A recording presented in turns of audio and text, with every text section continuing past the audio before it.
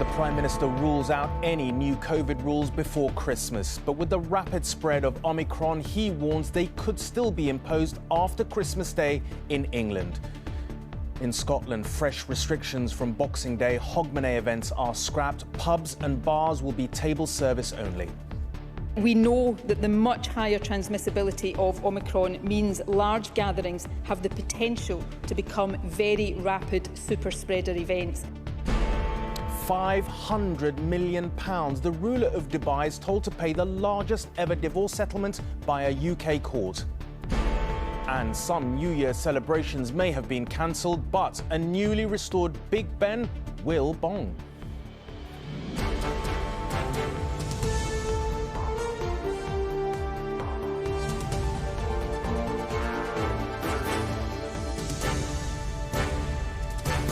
This is the ITV Evening News with Rageh Omaar. Good evening. The Prime Minister has tonight ruled out any further COVID restrictions for England before Christmas. Boris Johnson said that currently there is not enough evidence on the severity of the Omicron variant and its impact on the NHS to justify more measures. He said the government will monitor the data closely and new rules could be imposed after Christmas Day. But the Scottish and Welsh governments have already taken action, with both nations implementing tougher restrictions on people's lives after this weekend. And the latest coronavirus figures show that infections are still at an all-time high, once again above 90,000 new cases across the UK. There were also a further 172 deaths. The other main development was that the Chancellor announced £1 billion of support for businesses hit by rising cases. Pubs and restaurants will be able to apply for loans of up to £6,000. But many say it won't be enough, especially if there are further restrictions after Christmas. Our deputy political editor, Anushka Astana, reports.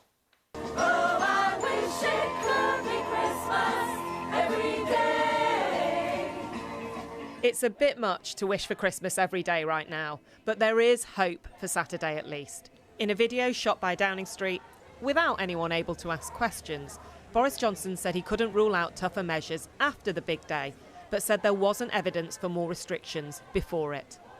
What this means is that people can go ahead with their Christmas plans, but the situation remains finely balanced, and I would urge everyone to exercise caution. But could delaying action mean more pain in the end? This government advisor admits it is a tough decision for ministers, but says the advice from one set of experts is clear. From the people who are advising the government on the science, I think it's pretty unanimous that the earlier we were to take action, the greater the effect would be. Would you say that there needs to be further and formal restrictions after Christmas? I think what happens after Christmas so much depends on the information that will come through over the next few days. I very, very much hope that extra measures won't be needed, but I very much fear that they will. In the meantime, people are making their own decisions. In the run-up to Christmas, we would be very busy. This year, the tables at St John Bread and Wine in East London are empty, not because of the rules, but because Omicron has made people stay away, with hundreds of cancellations, forcing it to close its doors as a restaurant for now and act as a bakery instead. Last night was our last service here, and it happened very quickly, like a set of dominoes. And you'll see so many restaurants are shut, and those dominoes have gone clunk, clunk, clunk, clunk, clunk, clunk, clunk, and the recovery will take longer than you think. To ease the pain, the Chancellor Rishi Sunak has come up with a £1 billion fund. In England, hospitality and leisure businesses can apply for grants of up to £6,000 per venue, and there's £30 million extra for theatres and museums. Well, if you look at the grants that we're providing today, up to £6,000 for hospitality businesses, they are comparable in generosity to the grants that were provided when these businesses were fully closed, completely closed earlier this year.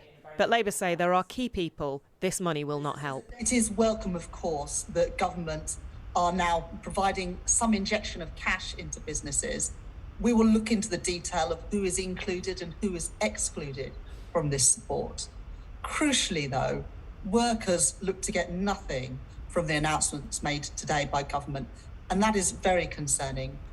The owner of this restaurant says £6,000 won't go very far, and he and others are bracing themselves for further restrictions after Christmas. Anushka Astana, ITV News.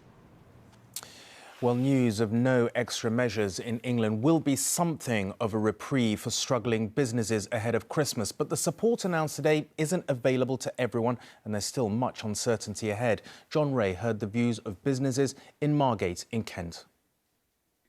It's a seaside town that COVID almost closed down first time round, that now views with rising alarm what lies upon the horizon. So there is little Christmas cheer at the Hussar Hotel and, depressingly, a lot of room at the inn. How many vacancies do you have at the moment? All 6 rooms are vacant at the moment. So lots of cancellations? Lots of cancellations. That must be heartbreaking. It is really heartbreaking. In the bar, the tills don't ring often enough, and there are too many near silent nights. If New Year's Eve goes the same way as the many cancelled Christmas parties, even the Chancellor's offer of help won't lighten the gloom. Do we stock for events? We don't know. If we do get stock in and it gets cancelled, that's a lot of money that we're going to lose just on that. What are your plans at Christmas? Are you with family or are you... Another tradition under threat is the Christmas haircut. Many customers taking official advice to be cautious are staying away, leaving this salon with a headache. We're not going to be getting any more financial support from the government, but we are. There's not a lot of difference between us and a restaurant. We have a different service at the end, but people are sitting in an enclosed space, having a very personal service. Margate thinks of itself as a town on the up, but there are many businesses here that have struggled to survive the virus, that were counting on a Merry Christmas, but who now fear a very unhappy New Year. It will kill it if the support's not there. A little extra help from the Arts Fund would make a big difference to Margate's mini theatre, but its owner worries about the welfare of the rest of the town. If that is the choice, then there needs to be the support to sort of back it up. Otherwise, all of the regeneration that's been happening in this town, which has been a lot, will be completely halted. The Chancellor's bailout fund sounds big, but here they say it is but a drop in the ocean of cash that businesses might need to pull through. John Ray, ITV News, Margate. Well, as England waits to hear whether there will be further measures after Christmas, Scotland and Wales have already taken new steps. Scotland's First Minister Nicola Sturgeon today cancelled any large-scale Hogmanay celebrations, and there will be no spectators at live sports. There will also be a return to table services at pubs and some social distancing on Boxing Day. And in Wales, fresh rules are also about to be brought in. We'll have the latest on measures there in just a moment with Ellie Pitt, but first to our Scotland correspondent, Peter Smith, who's in Glasgow. And Peter, what's behind the new restrictions that are being brought in there?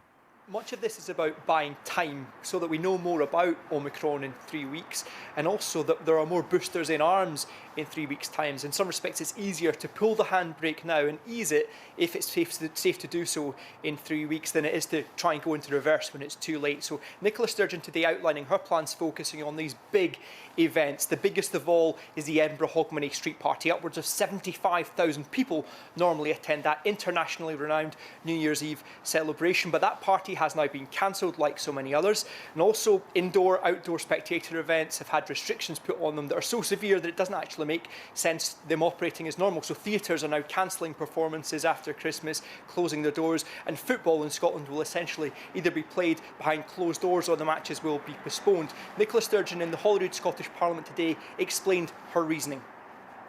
We know that the much higher transmissibility of Omicron means large gatherings have the potential to become very rapid super spreader events, putting large numbers at risk of getting infected very quickly.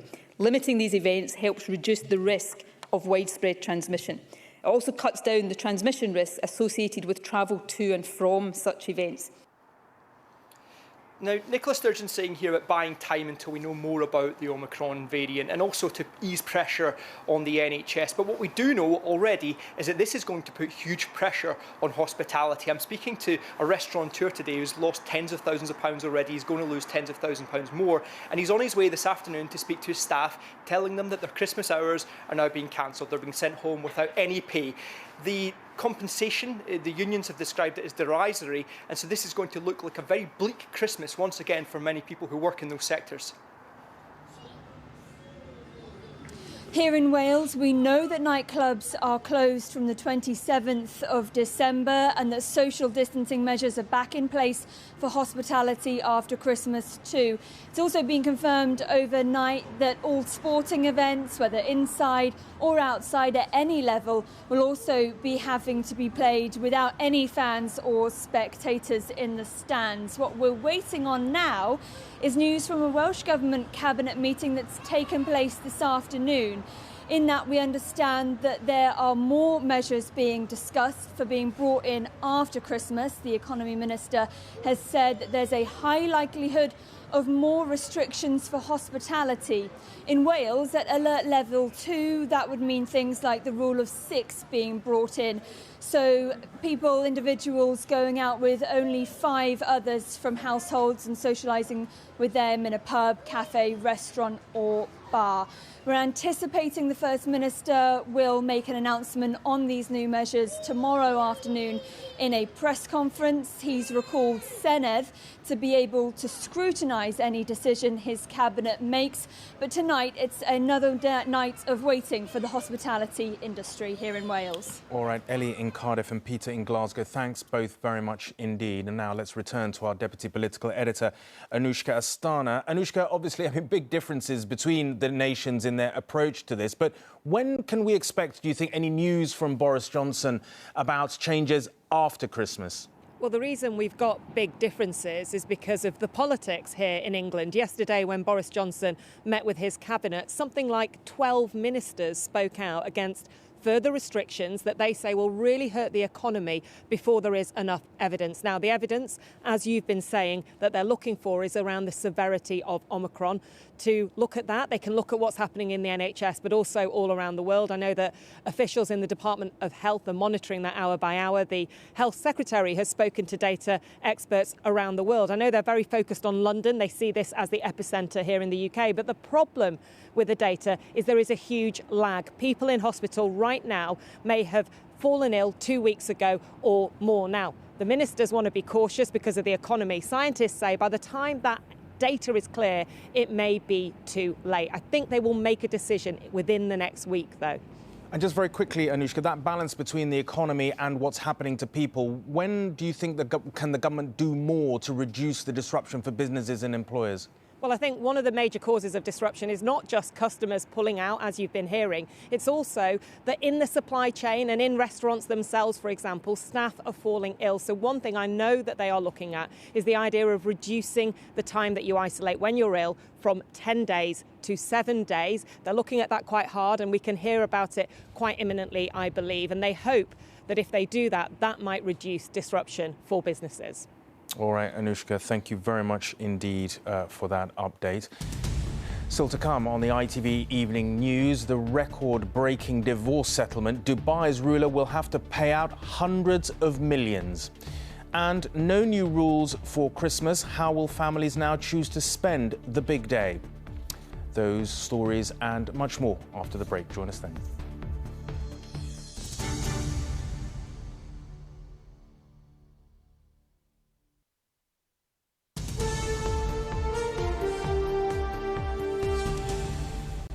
Welcome back. The biggest ever divorce settlement in English legal history has been awarded to the former wife of Dubai's ruler, Sheikh Mohammed Al Maktoum. Princess Haya bint Hussein, who has homes in London and Surrey, will get a lump sum of £250 million, plus a further £300 million for maintenance for their 2 children. In today's court judgment, it was revealed the bulk of the money will go to protect them from Sheikh Maktoum, who was named as their, quote, main threat. Nick Wallace reports. Very rich, very powerful, and a man who usually gets his own way.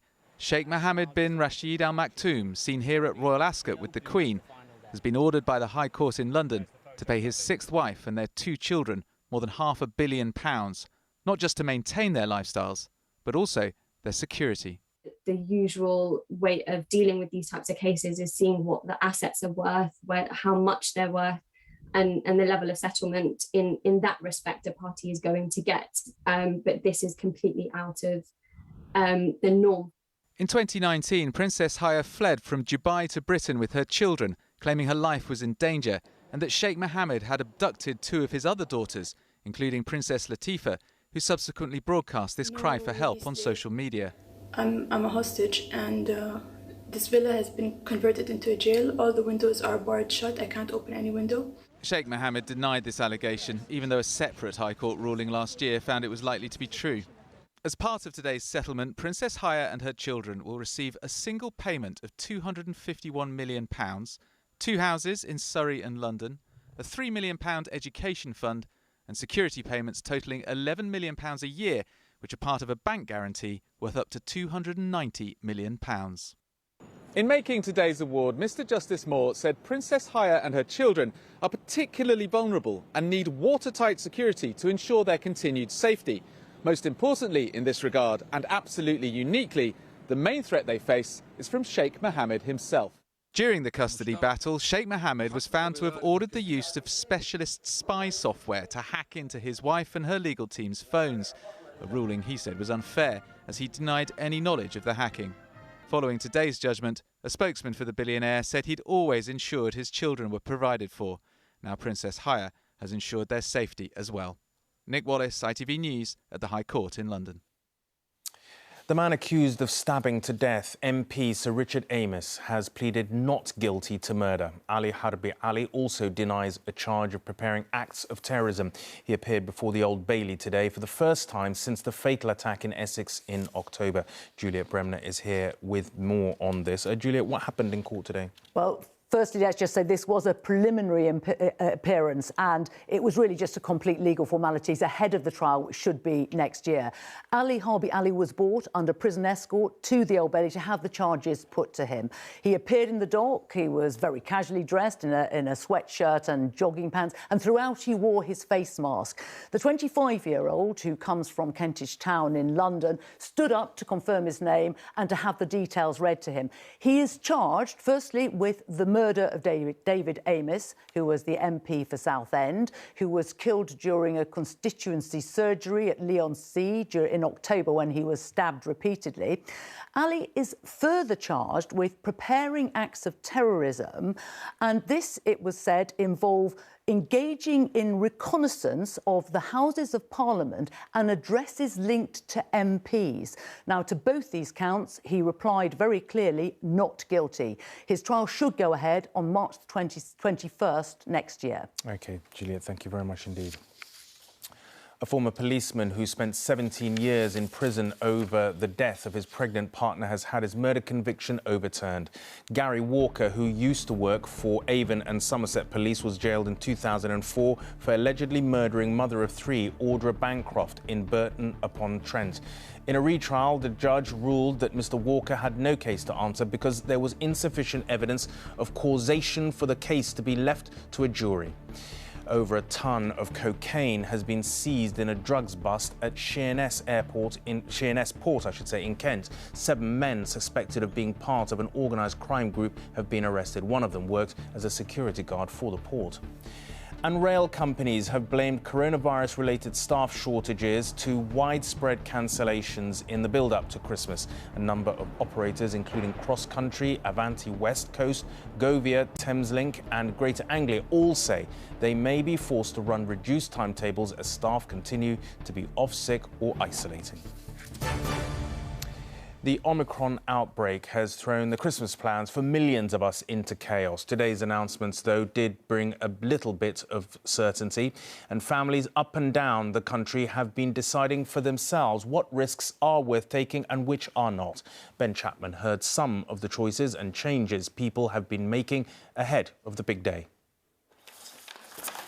Like so many, the Tanner Shah family want to be able to give presents in person this Christmas. Like so many, with no rules to follow, they've also had to make a judgment about whether to give them to elderly grandparents this weekend. But for them, the value of time spent together outweighs the risks. Because of the pandemic, we haven't been able to see them that much. So it's nice to make nice memories together. And then we can look back at it and just feel happy that we did that. For their parents, deciding the best thing to do has been the subject of many conversations. We want to keep our parents safe, we want to keep ourselves safe as well. So we'll definitely want to be cautious, but we also know how important it is just to be together as well. The calculation is very different for others like Claire, who celebrated beating cancer just before the pandemic and then had to shield. She'll spend Christmas with just her daughter and son who live with her, telling me about the tough decision to cancel a much bigger family gathering. You don't want to offend anybody, you don't want to upset anybody by seeming selfish for putting yourself first, but if I don't take care of my health, nobody else is going to. But some, like Pete, haven't had the luxury of a choice. He's a teacher who tested positive for COVID last week and now has to isolate until Boxing Day. Her son is home from university, but he's staying with his grandma at the moment because he can't stay with us. We'd normally go to Coventry to spend Boxing Day with my family, but we've had to rearrange that as well. But, you know, these things can be rearranged. Hi, Sienna, how are you? At the Tanner Shahs, Christmas Day plans can now be completed. Come about lunchtime if that's okay. Confirmation tonight of no new rules means Nanny will be able to spoil them. Some certainty at last for families, whatever decisions they've made. Ben Chapman, ITV News. And finally tonight, news of the welcome return of a very famous face. The clock tower housing Big Ben at the Houses of Parliament will be unveiled on New Year's Eve after extensive restoration work. All 4 faces of the clock will be visible for the first time in 4 years, and Big Ben will chime to mark the start of 2022. Let's hope it's a better year. I'm back with news at 10 from me and the rest of the team. Goodbye and have a lovely evening.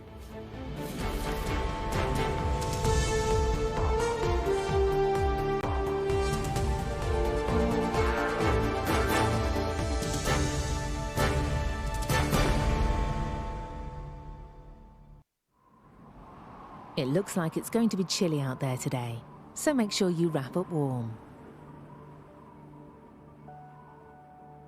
Heinz Seriously Good Mayonnaise sponsors ITV National Weather.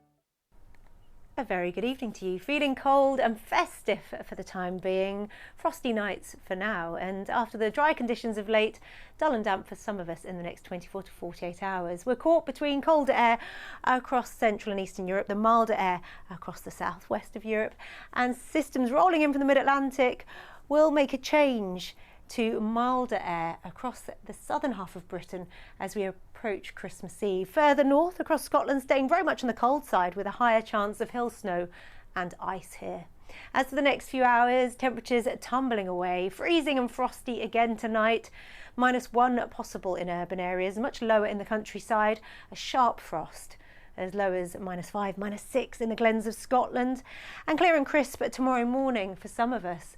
Particularly across those eastern spots. The cold feel enhanced by a bit of a breeze tomorrow. Low, weak, winter sunshine, most likely across these eastern spots, will be short-lived as cloud rolls in from the west, bringing dribs and drabs of patchy rain. And as it clashes with colder air